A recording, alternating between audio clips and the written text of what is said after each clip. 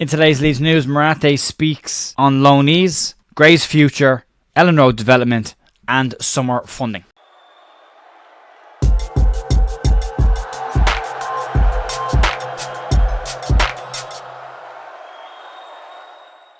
Morning folks, Jer here, Wednesday morning the 29th of May with your Leeds United news. Hope you're all having a good week so far. The 1 week before we get into it. If you like the channel, if you want to support the channel and help it to grow, you can do so by subscribing to the channel as we head towards 35,000 subscribers. Massive thanks as always for everyone who has gotten involved, talks, tweets, messages, watches the content. All that stuff, all the good stuff. So really appreciate that. But we will move on. We'll get into today's news. There's a huge amount to get through in as far as we woke up this morning, we woke up to Paraag Marathe conducting several interviews with several news media outlets across the country, which is great to see the silence finally being broken in what is Paraag Marathe's first media address since taking over the club last season when he did the podcast more so than doing any kind of interviews. And he has more often than not stayed very, very quiet in the background at Leeds, which is kind of what we wanted after what had happened with Radrizzani and Cellino and all the other owners before, and Bates, who liked a platform to speak.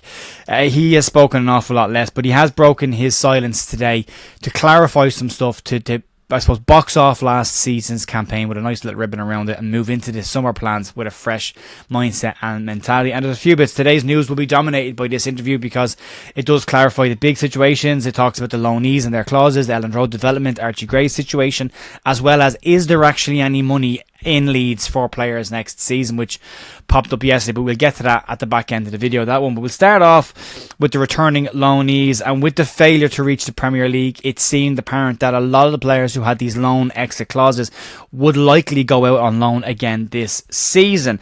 Harrison, Vober and Rocket are three players that have all been mentioned with moving straight away back on loan to the same clubs that they've been at yesterday, but that hasn't been clarified by the club just yet. And talking to Yorkshire Evening Post Sport yesterday, Marathe moved to reassure fans that it won't be the same scenario as it was last summer. Marathe said there aren't as many in the same situation as there was this time last year.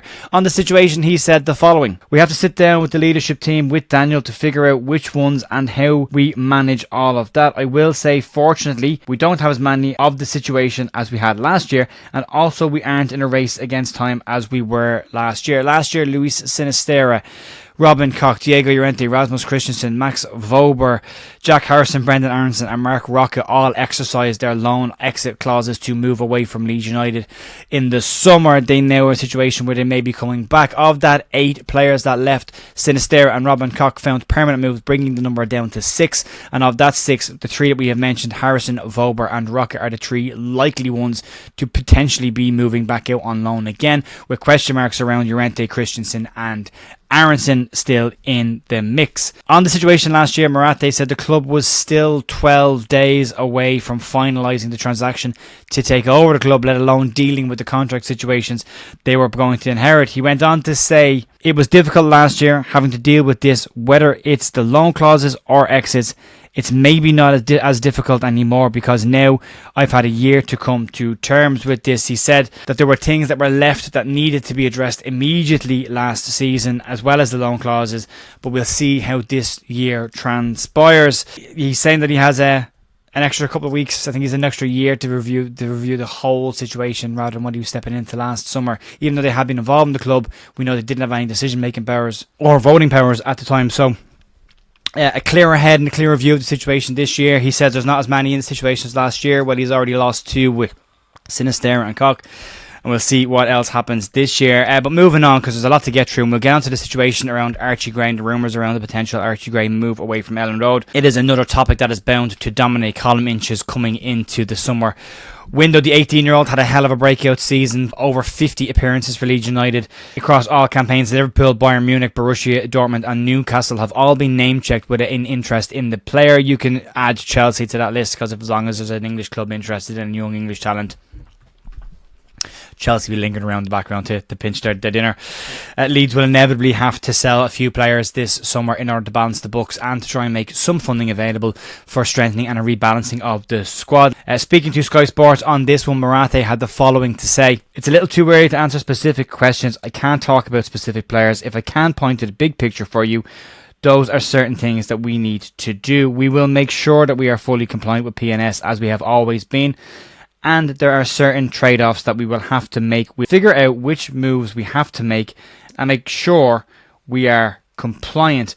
He went on to say it's too early to say. Obviously Archie is a tremendous player, as are all the players who put so much effort in for us, but every season brings change. I can't yet comment on it, but we'll see what happens there. He's talking about Archie specifically, but I think he's being pretty open and transparent, saying that we can't really make any comments on anything because Leeds might have a couple of players they're looking at moving on.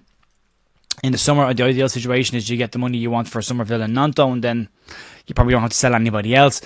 But if those offers don't come in, and bigger offers come in for players like Archie, the club might have to reassess which players are priority in order to reinvest to get the players they want in to rebalance the squad for next season, which we'll talk quite a lot about. So I don't think this necessarily means, it is slightly on the fence talk here, I don't think it necessarily means that Archie's one of the players up for sale. I just think it's basically him saying, look, we'll assess what players we have and who needs to go and what we need to bring in and see what bids come in. I think it's more than likely what he is saying. Moving on to another topic that will likely be popping up in a lot of questions people have, and that's the redevelopment of Elland Road. There have been a lot of talks for this season that no work on Elland Road would take place unless Leeds were in the Premier League. Marathe has now moved to remove some of the myths surrounding that. Leeds are hoping to expand Elland Road from the current 37,890 seats to a 50,000 seater stadium. I say seater stadium, safe standing and terracing and whatever you want to call it now, also as part of that. Speaking to the Athletic on the stadium development, Marathe said the following: we're still very much on the timeline for doing that. It's been reported that nothing's going to happen until we get into the Premier League, and that's a bit of a myth. All of the make-ready work that you have to do before shovels can go on the ground, it really didn't matter if we were in the Championship or Premier League. That work still is being done, and a significant investment to line up all the things going on before you put a shovel in the ground. We'd have to do that anyway. We're continuing down that path. He finished off by saying that if we were in the same position, say this time next year, it's a slightly more awkward conversation, basically saying that if we're in the same situation this time next year, I'll be standing here with a shovel in my hand, and it's a slightly more complicated situation. But he said in terms of the Leeds United and Elland Road development, he said the project has been green lit across the board and they are moving forward with that. The working around the grounds, the financing of it, all that will take time. They may as well get the rest of the work done while they're waiting to get back into the Premier League. And then finally today he moved on to the big talking point and the question around, do Leeds actually have any spending power or any money to spend when they come into the Championship? As I said at the start of this, after the noise and clarification that was needed yesterday around the potential of Leeds finances, Kieran Maguire's tweet that went out along with an interview down in TalkSport to clarify the situation as well. And by the way, you can check out the interview that myself and Luke from Orton Know Better did with Kieran Maguire, where he pretty much has said the exact same thing he said on TalkSport. Bit of a storm of teacup yesterday.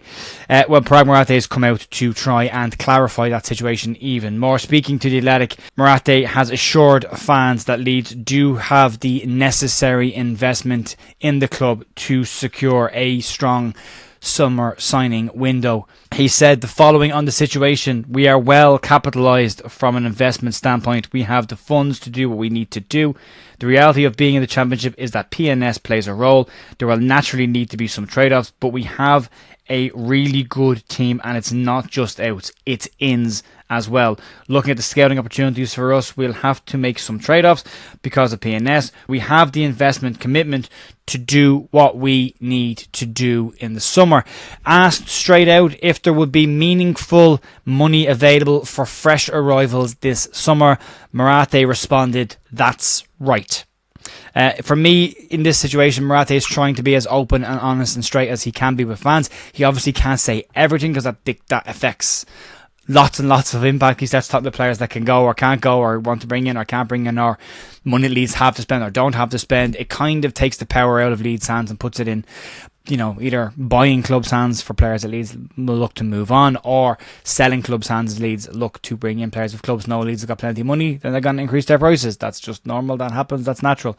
But if they're not so sure, you might get a more normal market value on that, although there will be the Leeds United tax that will obviously get added on if Leeds are floating on players in the Championship. Clubs are going to add on a few extra quid to try and capitalise on that situation as well. It's a pretty in-depth interview. There's plenty of them around. There's more detail floating around lots of other places, but for me, this just basically says that Marathe is being open and honest and straight up with Leeds and trying to clarify some stuff, just to remove some of the noise. They've done a very good job around their communications this year in terms of leaks out from the club. Not great for people like me, but in terms of leaks out of the club, I'd much rather a quiet, safe Leeds club than the mess mess that we had before that. In the official statement yesterday, Marathe did say the following thing, which was interesting for me. I can promise you that we regroup. We'll be consistent in our approach of operating with a deliberate strategy to put the most competitive team on the pitch that we can. The trade-offs is an interesting situation. There will be trade-offs needed. Leeds will likely sell players. We talked about some of it. Nanto, Melier could go as well. Bamford could go. Lots of players could potentially leave. Which will then leave Leeds in a position where I think Leeds need an awful lot more balance in their squad. I keep looking at the bench, and I think I've said it yesterday. If Daniel Farke has to turn around to a bench next season that has Liam Cooper, Jamie Shackleton, Joe Gelhardt and Charlie Creswell on it, 4 players he just doesn't play, use or clearly trust enough to play regular minutes, then that's a waste of a bench for Farke. And we talk about his usage of the bench this year. It's a genuine criticism of him, but I don't think he trusts that bench as much as he'd like to. And I think Leeds will need to reinforce across the entire squad in terms of getting more balance to that team and having actual options off the bench that can change the game or change how Leeds want to play. Another number 10, a goal scoring midfielder, proper fullbacks, this kind of stuff. So there's a lot to be there, there's a lot to do there, but I don't think he's sugarcoating things. I think he acknowledges that there are some issues that Leeds will need to do and need to address, players that will need to be sold, but it's the right ones that need to be sold for the right price and not just any player. The way I look at this is you're looking at sell the fewest amount of players for the biggest impact rather than the most amount of players for less impact. So he'll try and get that sorted out, but he says that we're 5 weeks ahead of where we were at this time last season. Again, I would argue that we're probably a year ahead of where we were at this time last season in terms of understanding the squad mix, understanding the finances, the contract situations, in depth, having their legal teams look over these loan clauses and everything else, see where the club is.